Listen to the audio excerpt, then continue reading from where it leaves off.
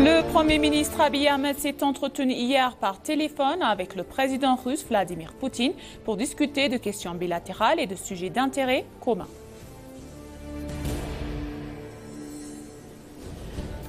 La maire d'Addis Abeba, Adanet Abebe, a tenu une discussion fructueuse avec des chefs religieux et des représentants de l'église orthodoxe éthiopienne Tewahedo sur le thème des institutions religieuses dans la perspective de l'État unifié.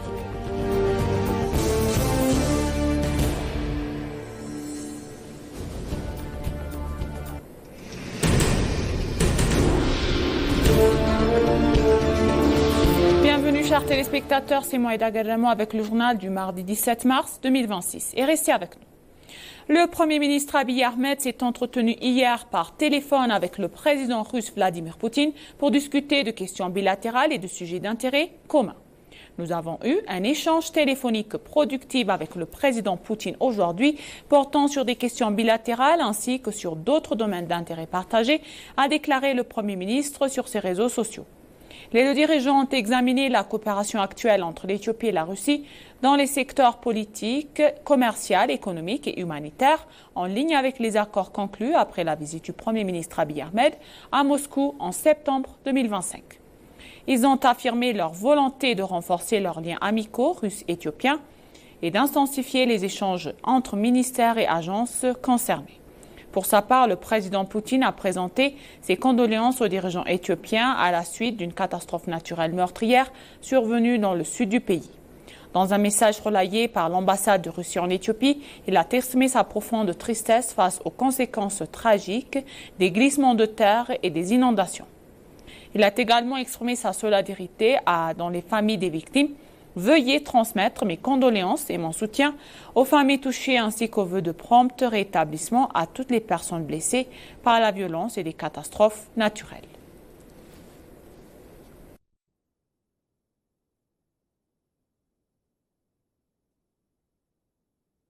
Une délégation éthiopienne dirigée par le ministre des Finances, Ahmed Shide, s'est actuellement rendue à Rome pour des discussions de haut niveau visant à renforcer la coopération bilatérale entre l'Éthiopie et l'Italie.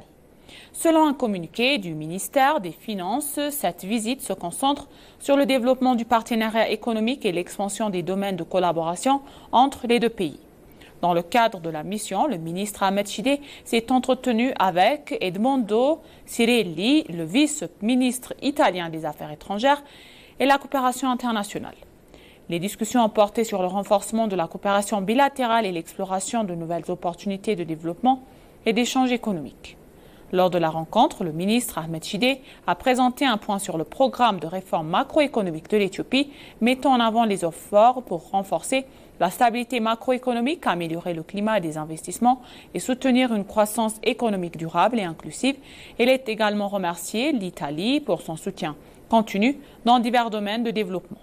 De son côté, le vice-ministre Cirelli a félicité l'Éthiopie pour sa croissance économique robuste et a salué son rôle central dans la promotion de la stabilité dans la Corne de l'Afrique. Il a réaffirmé l'engagement politique ferme de l'Italie de plus haut niveau après que la première ministre Giorgia Meloni pour soutenir les priorités économiques et le développement de l'Éthiopie.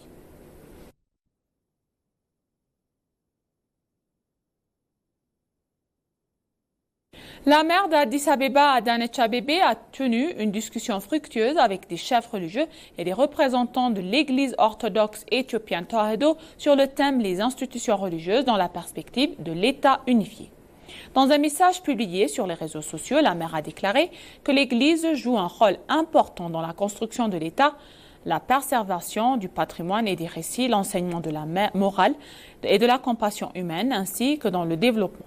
La maire a également souligné la contribution de l'Église au processus global, la contribution de l'Église au processus global de la consolidation de la paix, le développement et de la prospérité de la ville et a indiqué qu'un accord a été trouvé pour défendre l'ensemble unité du peuple, la paix et l'intérêt national. La maire a affirmé que ce forum de discussion a créé un climat propice à la résolution de certaines divergences grâce à la coopération.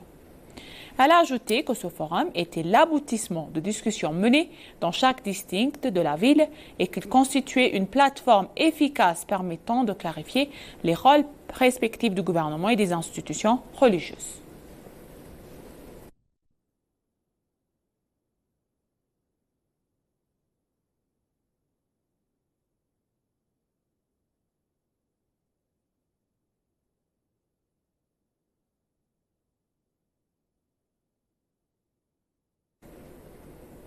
Le président de la Commission de l'Union africaine, Mohamed Ali Youssouf, a exprimé sa profonde tristesse et ses sincères condoléances au gouvernement et au peuple éthiopien suite au tragique glissement de terrain survenu dans la zone de Gamo qui ont coûté la vie à de nombreuses personnes et des déplacés des milliers de familles après plusieurs jours de fortes pluies.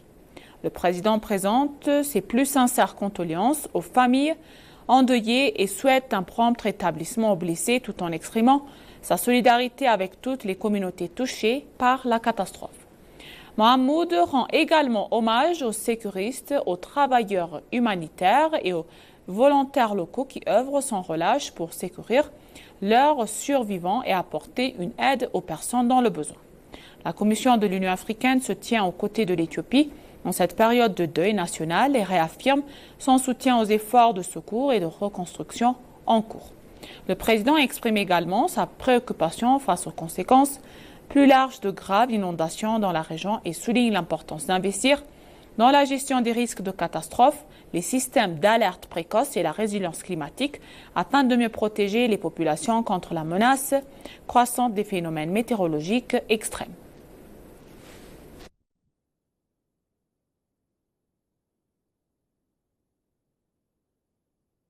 Le ministère saoudien des Affaires étrangères présentait ses sincères condoléances aux victimes du glissement de terrain et des inondations survenues dans la zone de Gamo dans le sud de l'Éthiopie. Dans un message de condoléances, le ministère saoudien des Affaires étrangères a exprimé sa solidarité du gouvernement saoudien avec les personnes touchées par cette catastrophe. Le ministère saoudien des Affaires étrangères, qui a présenté ses condoléances aux familles et aux proches des victimes du glissement de terrain, a indiqué que le gouvernement saoudien se tiendrait aux côtés de l'Éthiopie suite à cette catastrophe. Le ministère a également formulé ses meilleurs vœux de prompt rétablissement aux personnes touchées par le glissement de terrain.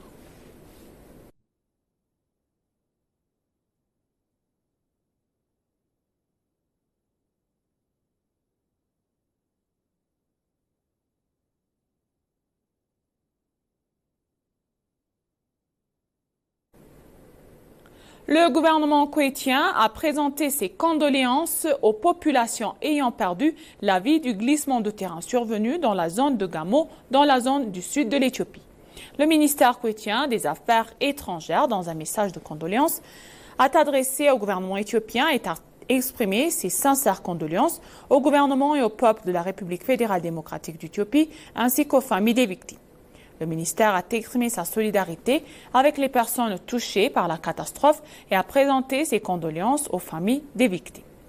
Les inondations et les glissements de terrain provoqués par les fortes pluies qui sont abattues sur la zone de Gamo les 30 février et 1er mars 2018, calendrier éthiopien, ont causé d'importants dégâts matériels et humains.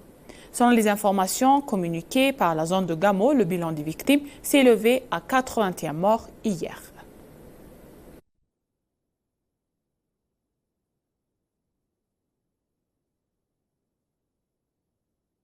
Le président somalien Hassan Sheikh Mohamud a présenté ses condoléances aux familles des victimes du glissement du terrain et des inondations qui ont frappé la zone de Gamo dans la région du sud de l'Éthiopie.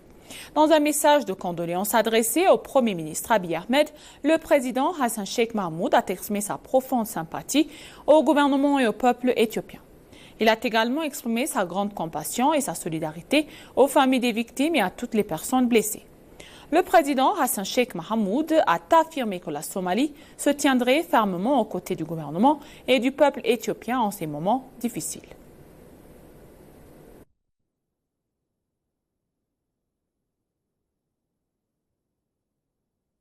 Pour conclure le journal, le ministre de l'Eau et de l'Énergie, M. Habtamu Itafa, a indiqué que l'Éthiopie met en œuvre des actions concrètes pour réduire les effets du changement climatique, notamment à travers l'initiative de l'empreinte verte et les programmes de gestion des bassins versants. Lors d'une réunion d'échange d'expériences organisée hier à Addis Abeba avec la commission du cours d'eau à Zambazen, le ministre éthiopien de l'eau et de l'énergie, Habtamu Itafa, a souligné le rôle stratégique de l'Éthiopie dans la gestion du fleuve Nil, rappelant que le pays contribue à près de 86% du débit de ce cours d'eau vital. Le ministre a mis en avant les défis croissants liés aux extrêmes climatiques, notamment les sécheresses et les inondations dévastatrices qui ont causé des pertes humaines et économiques importantes. M. Abtamou a également insisté sur les efforts visant à atteindre de la souveraineté alimentaire à travers les pratiques agricoles durables, particulières pendant la saison sèche, lors de l'usage efficace des ressources fluviales est crucial.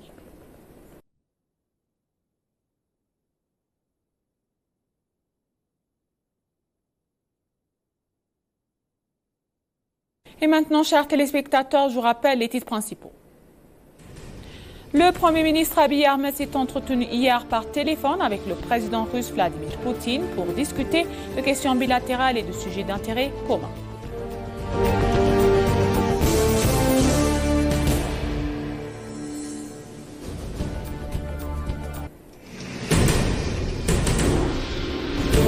La maire d'Addis Abeba, Adanej Abebe, a tenu une discussion fructueuse avec des chefs religieux et des représentants de l'église orthodoxe éthiopienne Tohado sur le thème des institutions religieuses dans la perspective de l'État unifié. Merci chers téléspectateurs, ainsi s'achève le journal. C'était Moïda Garamo et je vous souhaite une bonne journée.